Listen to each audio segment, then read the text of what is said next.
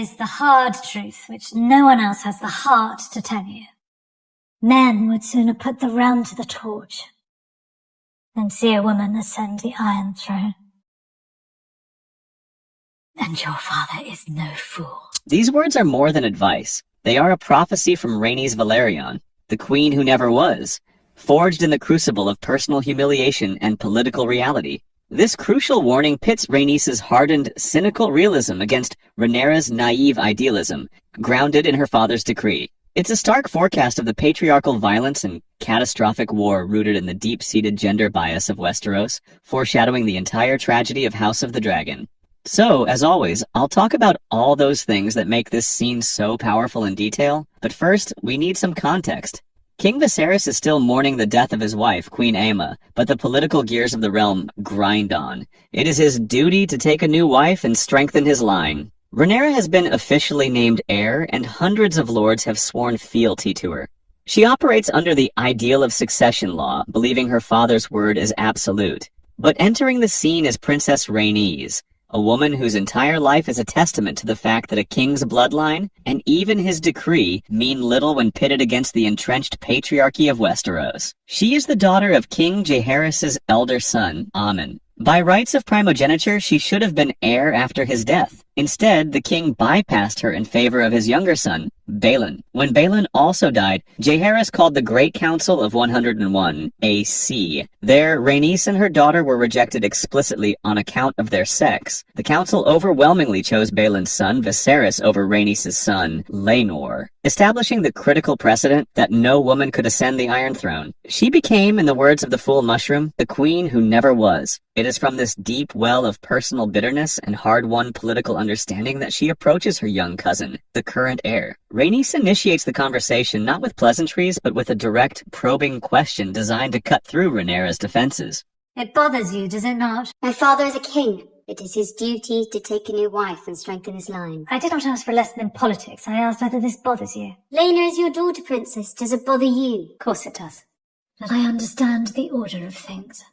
I'm not sure you do. She's asking about Viserys' impending remarriage. Rhaenys is immediately trying to access Rhaenyra's personal feelings, implicitly suggesting that the political and the personal are inseparable for a female heir. It's a calculated move to test Rhaenyra's political awareness, gauging whether she understands the personal threat this remarriage poses to her position. Rhaenyra, however, immediately deflects, attempting to maintain a composed, regal facade, retreating into the formal language of duty rather than revealing any vulnerability. These responses perfectly showcase Rhaenyra's defensiveness.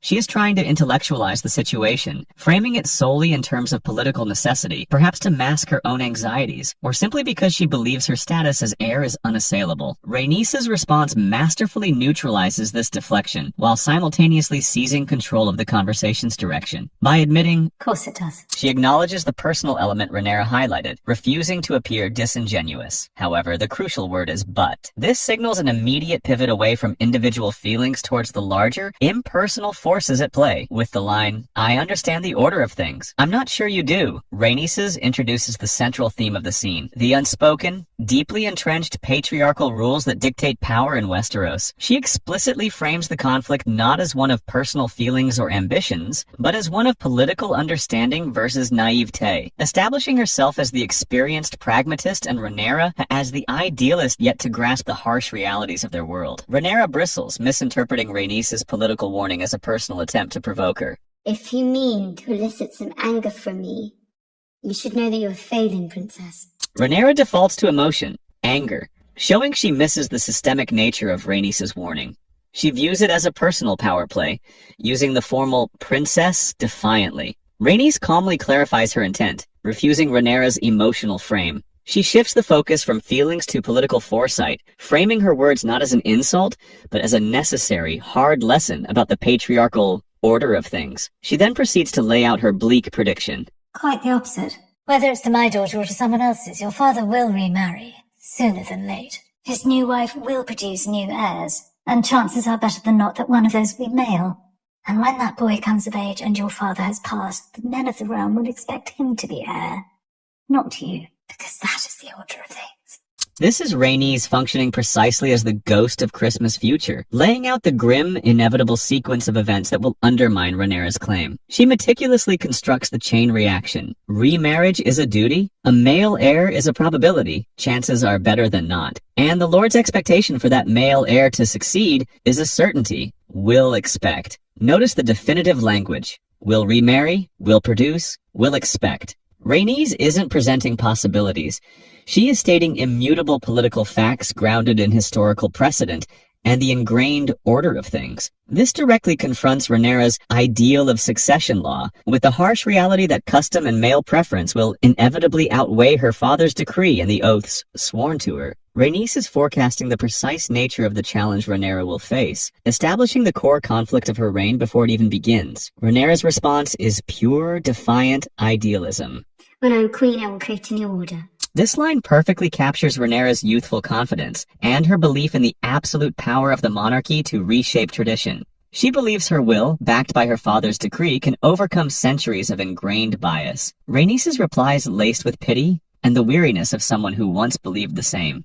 Oh, I wish that could be Rhaenyra. But the men of the realm already had their opportunity to appoint a ruling queen at the Great Council, and they denied it. This is the historical proof, the crux of her argument. She directly references the Great Council of 101 AC, the event that cemented her status as the queen who never was. By invoking this specific realm-altering decision, Rhaenys presents irrefutable evidence that the Lords of Westeros have already explicitly rejected female rule when given the choice. She is using her own life story not just as an anecdote, but as binding legal and political precedent, demonstrating the futility of Rhaenyra's hope to simply create a new order. This historical fact serves as the ultimate refutation of Rhaenyra's idealism. Rhaenyra attempts to dismiss this precedent, trying to frame Rhaenys' rejection as a personal failure rather than a systemic one. They denied you, Princess Rhaenys, the queen who never was. But they bent the knee to me and called me heir to the throne. She clings to the oaths sworn to her, believing them to be a binding contract that differentiates her situation from Rhaenys'.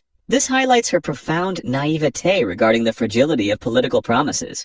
Rhaenys responds with perhaps the most cutting and cynical line of the entire conversation. Do you remind your father's men of that as you carry their cups? This is a brutal dismissal of Rhaenyra's current status. Rhaenys implies that despite being named heir, Rhaenyra is still relegated to performing subservient, almost domestic duties, carry their cups, suggesting the lords view her position as symbolic rather than substantive. The oaths mean nothing if her actual role remains decorative. Having systematically dismantled Rhaenyra's arguments based on duty, decree, and oaths, Rhaenys delivers her final devastating prophecy, the line that encapsulates her entire warning. Here is the hard truth which no one else has the heart to tell you. Men would sooner put the realm to the torch than see a woman ascend the Iron Throne. This is the ultimate statement on Westerosi patriarchy. It's not just bias, it's a violently enforced prejudice. The image of putting the realm to the torch explicitly foreshadows the destruction of the Dance of the Dragons. It is the price, Rhaenys warns, that will be paid for challenging the order of things. Her final words add a layer of chilling ambiguity. And your father is no fool. Is this a reassurance that Viserys understands the danger and will protect Rhaenyra? Or is it a veiled threat implying that Viserys knows her position is untenable and perhaps even named her heir for reasons other than true belief in her succession? The line hangs in the air, leaving Rhaenyra and the audience to grapple with the terrifying uncertainty. Rhaenys Valyrian's blunt confrontation with Rhaenyra Targaryen is the single most crucial piece of political advice the heir receives. Drawing on her own rejection as the queen who never was, Rhaenys shatters Rhaenyra's profound naivete by accurately forecasting the patriarchal violence and systemic betrayal that defines the Dance of the Dragons. She proves that the established order of things is a power far greater than her father's royal decree. Rhaenys acts as a Cassandra figure, a prophet doomed to deliver a truth that the recipient, blinded by idealism and the illusion of power, refuses to truly hear. Rhaenyra's tragedy is not just that her claim is challenged, but that she was explicitly warned of the inevitable knives coming out and chose to believe in a new order, rather than prepare for the brutal reality of the old one. This conversation doesn't just foreshadow the war, it explains precisely why it was unavoidable. So if you've made it this far, thank you so much for watching. If you enjoyed this deep dive, I'd really appreciate if you could leave a comment, give a like, and click to subscribe. See you next time.